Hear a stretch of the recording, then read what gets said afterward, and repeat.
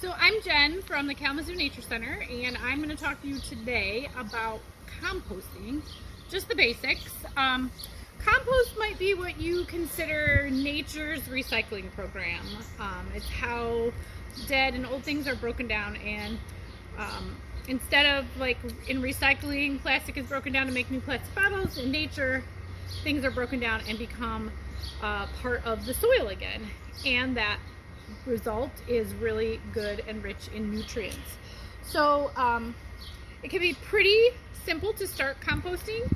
You don't have to have a lot of fancy equipment. You can get a lot of fancy equipment, and there's a lot of resources and products out there that'll try to get you to spend a lot of money, but you don't have to do it that way. And I prefer to do things using recycled or old things you already have around your house, or things that are inexpensive so that everyone can start compost.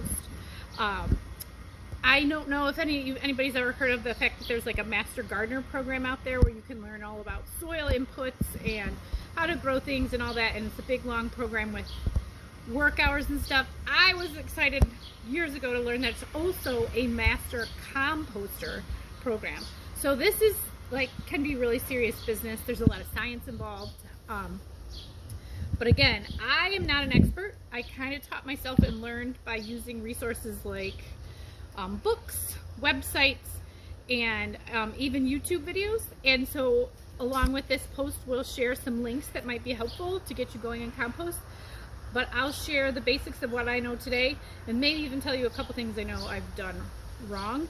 So let's get started on the basics. So let's get started. I'm in my own backyard. And I'm going to show you that I'll tell you that I don't have a fancy big backyard. I just have kind of a normal sized lot in an urban, suburban-ish neighborhood. And I'm just doing composting in one corner of my yard. You can see my neighbor's houses on either side. And I'm doing with a very simple composting process. So this is a product that is sold to be made as a composter.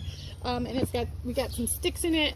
Just makes like a tube that's usually you need it about 3 feet by 3 feet by 3 feet to do composting. You can do this with chicken wire and some stakes. You can do it with some other kind of wiring, or you can order something like this. But so what we started with is compost has two parts, basic parts. You need brown matter, which is the carbon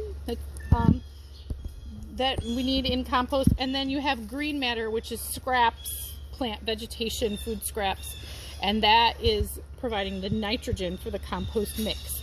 So to start a bin, you've got to add brown matter, green matter, and you need some water. So let me point you over to some supplies over here. If you start looking, brown matter can include a lot of things. It could be, here's a bunch of sticks that were ground up from my yard. You can just use big sticks like this. You can see there's some like dried up leaves and plants in there. It could be that you add paper, which you can take newspaper and just tear it into strips like this to fill up brown matter in your compost. If you know somebody that has a paper shredder, collect their shreds. That makes great brown matter and it decomposes. It's always a good idea if you can add a little bit of soil or dirt or compost you previously composted. That's going to be your brown matter. And you start a compost bin by simply layering in a good thick layer of brown matter. And then on top of that, you're going to put a layer of green matter, which will include things like plant clippings, food scraps. You can put tea bags in. It's great, especially if they don't have like a little metal staple in them. Coffee grounds, banana peels, those kind of things. You do not want to put dairy or meat in your compost. It usually attracts too many pests and critters. But other food scraps are perfectly fine. You can even put your coffee filter with your coffee grounds, if it's a paper filter, right in there. Like I said, tea bags. So anyways, you're going to layer your compost with the brown matter. a good, probably in the bottom of your bin, a good couple feet of brown matter. Then a smaller layer of green matter. Your ratio should be about 1 to 2 or 1 to 3, the smaller amount being green matter. Grass clippings are considered green matter. Weeds, you don't want any weeds that are too toxic or invasive because you don't want to support their seeds, but you can add that. And then once you put the brown matter and the green matter, then it's a good idea to sprinkle a little dirt over the top, and then you can take your watering can and you can water it. Now, and I'll be honest that in our compost bin, we don't water it very often because it's exposed and it's not covered and it gets the rain. But if it hasn't rained in a while, you might want to add a little water. The other thing is, whenever you add, that's your start, and then you can just keep adding layers of green matter and brown matter, green matter and brown matter. Whenever you add a layer of green matter, you're going to want to cover it up. So I just keep in our yard this pile of raked up leaves and sticks and things. And we just use it every time we put something in there, we cover it up. Covering it up means that you won't get as many flies or fruit flies or pests interested in your compost pile. And then that's kind of it. Every once in a while you come and you turn it. We're real lazy composters, and we will leave it like this, and when it gets full, we dump it onto a tarp, we cover it with another layer of brown matter and leaves and let it sit there for like a year, and we don't do a whole lot more to it. If you want it to compost and break down faster, then you'll need to keep turning it, stirring it up. It'll get an internal heat and temperature on it, and once it kind of cools a little bit, you turn it some more and give it more time to kind of cook. And you can end up with really nice compost, which can be used as fertilizers in pots that you're growing plants indoor or outdoor. Spread it lightly on your lawn, all kinds of good uses for that finished compost. You might ask, what do I do with my food scraps? I don't want to go out to my compost pile every time. Well, it's really easy. Again, you can buy commercial compost containers to sit on your counter that are real fancy and often real expensive. And if that's in your budget and that's what you want, go for it. It's kind of fun to look at. But you can also use an old ice cream bucket, and you want to poke a few holes in the top so that just some air goes through. And you can just collect your kitchen scraps in here, and then when it gets a little full, or honestly it starts to get slightly smelly, then you take it out to the compost, dump it in, cover it with brown matter, and be on your way. A container, like a Rubbermaid container, Gladware, whatever you call it, can be used. Poke some holes in that too. I poke a hole by heating up a nail or a pin and heating it up in a flame, and then it just glides right through without breaking your lid.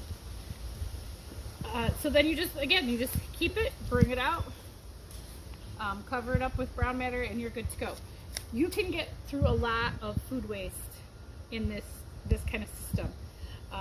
Again, there are lots of resources out there that show you different, more complicated composting methods. There's ones where they tell you just put stuff in a bin, let it sit a while, and then plant right in it. You don't even move it around. So once you start Googling around, you can get a whole... I've gotten lost for hours before reading all kinds of interesting stuff. But I wanted to show you something kind of fun that can give you an idea of what works well or what will break down fastest in compost. If you take a jar and you just put something that you think you might want to compost in it, and then shake it up, you can see how fast it'll break down in the elements. And you can also do this in a Ziploc bag. And you can see that was kind of a dried up leaf and it's already starting to break apart. If I put some paper in there, you'll notice that it doesn't break apart. Well, you'll see what you notice.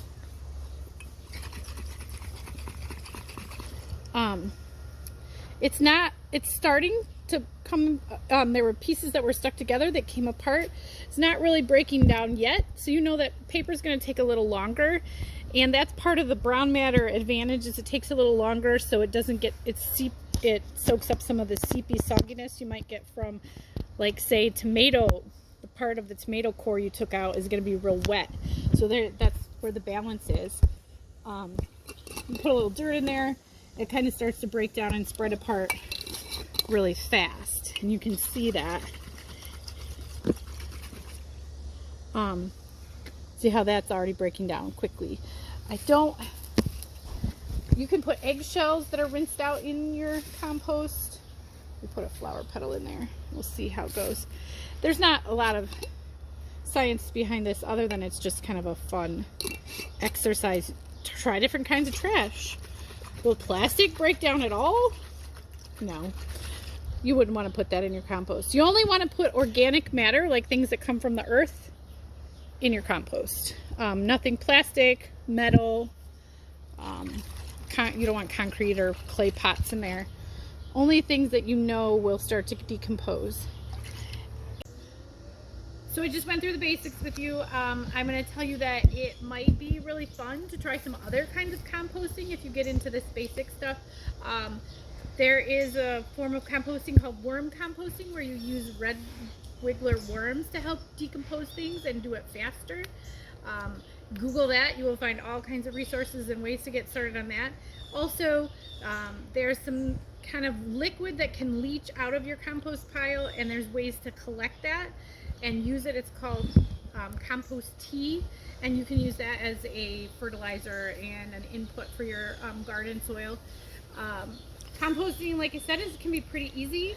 You can go to a hardware store or in like a Lowe's or someplace in a garden center and buy compost in plastic bags ready made, but you can also cut out the middle person and do it yourself, and it's much cheaper, and you don't have to go get in the car to pick it up and add to your garden. I hope you learned a little something today and maybe got interested in trying composting yourself. Good luck.